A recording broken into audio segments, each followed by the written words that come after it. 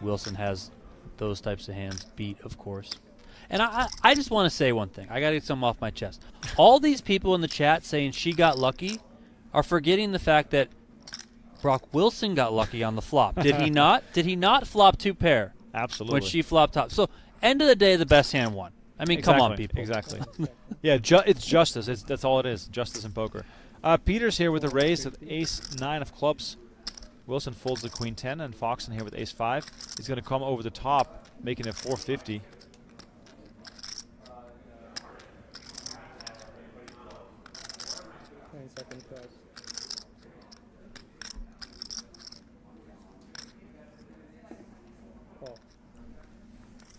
Peters makes the call here. We're going to see a heads-up flop.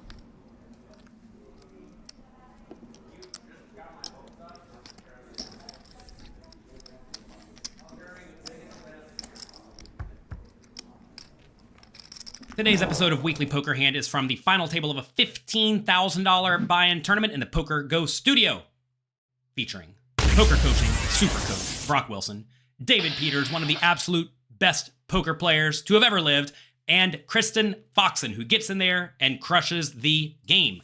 They are playing three-handed. The stacks are such that David Peters has about 30 big blinds on the button, Brock Wilson has about 45 big blinds in the small blind, and Kristen Foxen has about 60 big blinds in the big blind. David Peters opens it up to 140,000 with ace-9 of clubs. Brock folds the small blind, and then Kristen 3-bets from the big blind with ace-5 offsuit.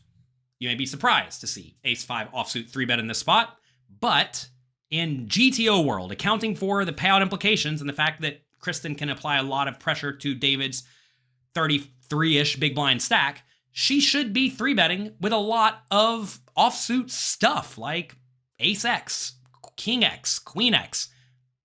And that's good. That's exactly what she should be doing. She studied. She knows how to get it done. Back around to David Peters. He has an easy call with the ace-9 of clubs in position with a hand that flops decently well. Let's head to the flop. Oh, wow. Ace-9-5 on the flop. 2-pair versus 2-pair. Is anyone lucky now? Is this justice? Is this the way poker should be played? The best hand is still in the lead. Kristen Foxen with the inferior 2-pair. 990K already in the middle. We're seeing some absolute bangers of hands.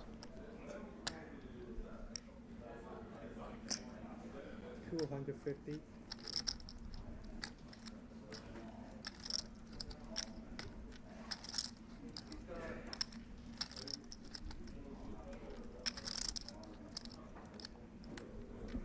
Foxen continues for 250.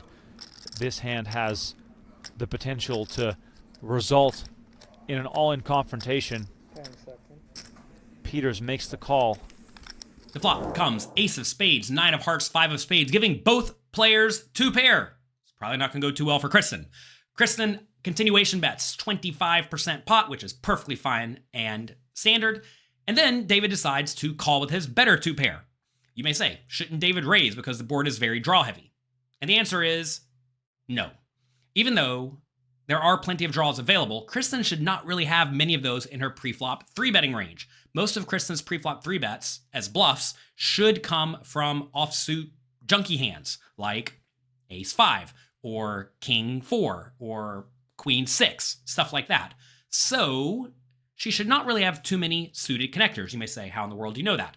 Well, we have pre-flop charts that account for payout implications at the final table at pokercoaching.com and in the Poker Coaching app. Make sure you check those out. If you play final tables as if there are no payout implications, you're going to make all sorts of blunders, so please don't do that. All right.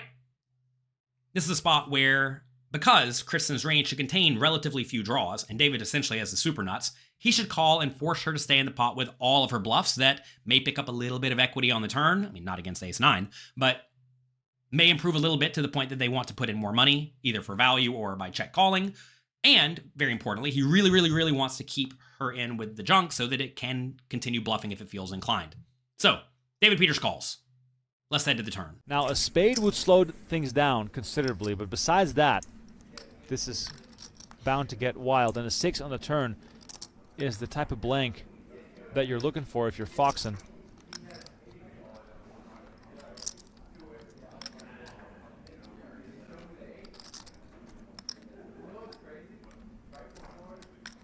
Donnie, if you're Foxen here, no reason to think that you could ever be in trouble. How are we sizing this with Peters having less than a pot size bet behind? She might go for it all. She might go small, try and induce some sort of shove here.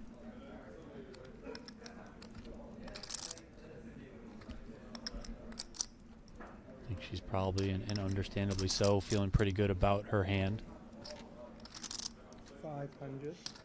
500K is the bet from Foxen. Donnie, is this the time and place for Peters to just get it in, hoping that Foxen has a big ace or something along those lines?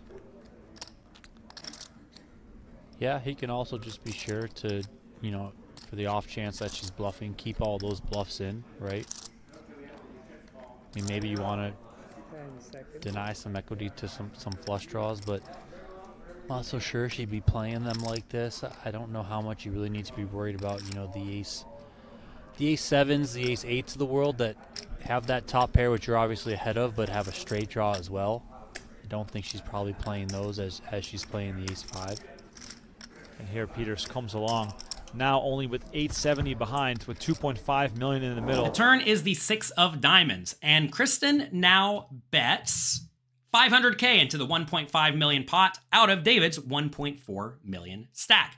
David, again, has to figure out what to do in this situation. And now there are straight draws available, right? So this is another spot where I think a lot of people look at this situation and think, I need to raise because I really don't want to get outdrawn on the river. But David fully recognizes that, you know, while Kristen may have some outs, she's probably drawing thin or dead.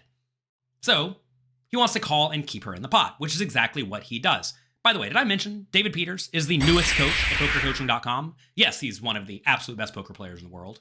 Yes, he's a super nice guy.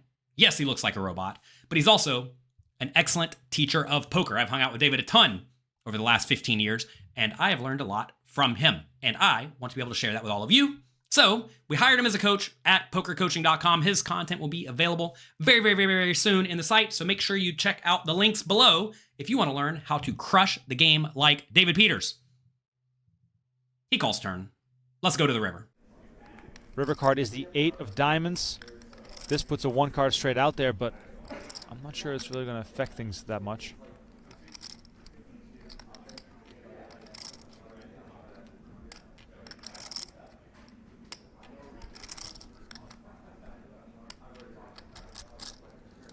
The river is the 8 of diamonds, putting up some straights. My question for you is, what should Kristen do in this spot? Should she check, or should she go for full value and rip it all in? Take a second, think about it. Let me know what you think in the comments section down below. 10 seconds.